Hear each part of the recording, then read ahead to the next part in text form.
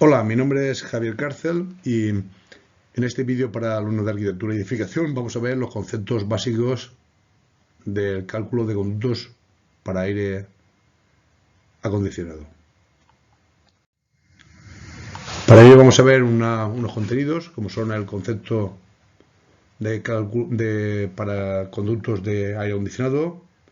Vamos a ver un método básico de cálculo y estimación y una serie de conclusiones. El objetivo formativo es definir los conceptos para el cálculo básico de climatización, saber usar las tablas que nos da ya un tanteo de las dimensiones e interpretar los resultados. Los pasos para seguir los conductos que tengamos en una máquina de aire acondicionado. Acordaos que vamos a tener una unidad exterior, una unidad interior. A partir de esta unidad interior saldrán ya una serie de conductos, un conducto que iremos distribuyendo a cada una de las habitaciones, salones, normalmente con diámetro cuadrado, o puede ser también circulares para los ramales o para el trazado total que tenemos ahí. Para ello tenemos que tener claro el caudal total de la extracción, que va a venir en función de la potencia o las cargas que vamos a necesitar en cada una de las salas o habitaciones. Debemos hacer ese esquema de red de distribución, cómo se va a distribuir, numerar los tramos para después calcularlos y situar las diferentes rejillas donde va a estar la salida de aire. Con ello calcularemos los caudales por cada uno de los tramos, calcularemos los diámetros equivalentes que vamos a instalar ahí.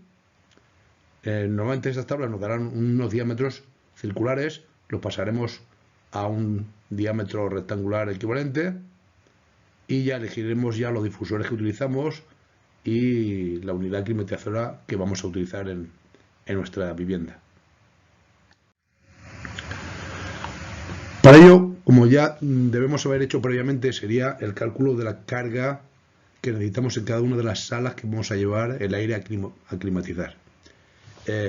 Una fórmula sencilla, y esto es de modelos que dicen muchos fabricantes, en concreto esto sale de Intercrisa Carrier, es, por ejemplo, el caudal que pasa o necesitamos en un tramo o en un conducto va en función de la frigoría solar que utilizamos por 0,23.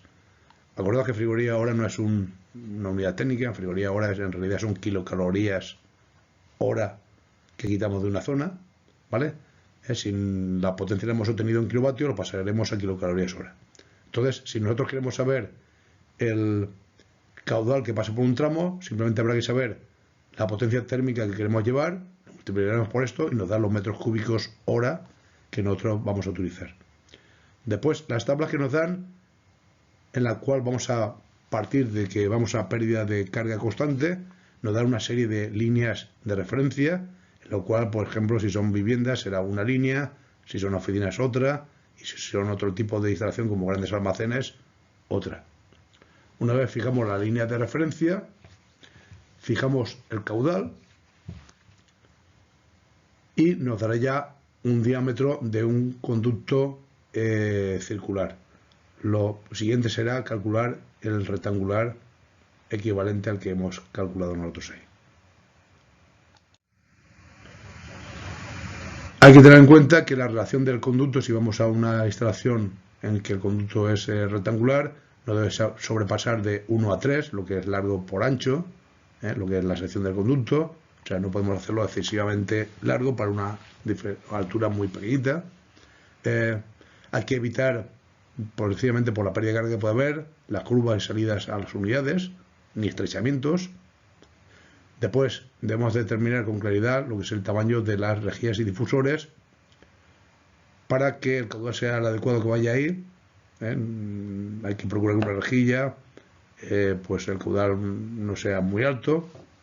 Depende del fabricante, pues ya nos dice los caudales óptimos que debe tener. Y la velocidad. La velocidad no debe ser tampoco muy alta, dado que todo esto nos lleva a niveles de ruidos también altos. Para las rejillas de retorno, pues tendremos en cuenta también lo que sería pues también las velocidades y lo que tenemos que tener en cuenta en en ese conducto que vamos a utilizar. Aquí veis el diagrama para el cálculo de conductos, muy básico. Acordaos que si tuviéramos que hacer una instalación muy sensible o que necesitara muchos cálculos, ya nos tendríamos que ir a pues, las características de lo que nos marca la mecánica de fluidos, teniendo, pues, en fin, todos los factores necesarios para ese cálculo. Pero como aproximación, esto nos puede servir. Fijaros que lo que debemos hacer, teniendo ya esta tabla, es fijamos el caudal del tramo que vamos a calcular, porque ya sabemos la potencia que necesitamos, multiplicada por esto ya nos dará ese caudal, y eso lo pondremos en esta tabla que nos dan. Según el caudal, por ejemplo, 2000 metros cúbicos hora, pues ya tendremos fijado aquí el punto de partida. Después fijamos el tipo de instalación. Si estamos hablando de viviendas, pues sería el tipo de pérdida de carga, o sea, esta línea de aquí sería la que nos marcaría la pérdida de carga constante en toda la instalación. Entonces, en el punto donde, según el caudal que va a ir por ese tramo y la pérdida de carga se juntaran, nos dará un diámetro, ojo, circular de la tubería que debería tener ese conducto.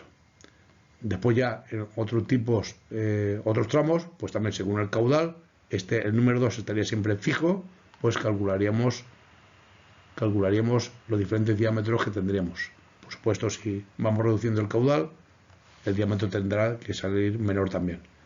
Si nosotros no vamos a utilizar diámetro circular, en vivienda es muy común que vayan a falso techo y se utilice un sistema rectangular, porque ocuparía menos espacio, debemos pasar el circular equivalente a rectangular. Podríamos calcular matemáticamente para que la superficie sea aproximadamente igual, pero también nos suelen dar unas tablas aproximadas para pasarlo a rectangular equivalente. Después elegiremos los difusores y rejillas a utilizar según catálogo de fabricante. Por ejemplo, aquí veis una tabla de equivalencia que nos suelen dar fabricantes. Por ejemplo, cuando nosotros fijamos si el falso techo tiene una determinada altura, nosotros podemos fijar la altura. Entonces, cada uno de los tramos fijamos siempre la altura y vamos reduciendo lo que sería la superficie yéndonos hacia aquí. ¿Vale? Por ejemplo, en este caso, si ha salido un diámetro equivalente para un caudal de 2000 metros cúbicos hora de 38 diámetros, de 38 centímetros de diámetro, pues, de 2000 metros cúbicos que salía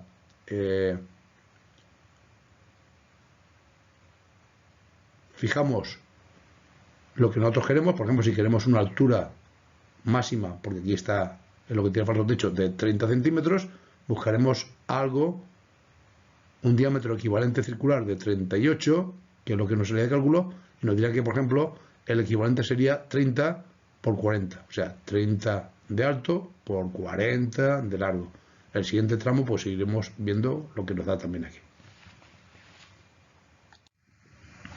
Después habría que colocar los difusores según la salida que queremos. Se nos va a marcar también la distribución de los conductos que hacemos ahí.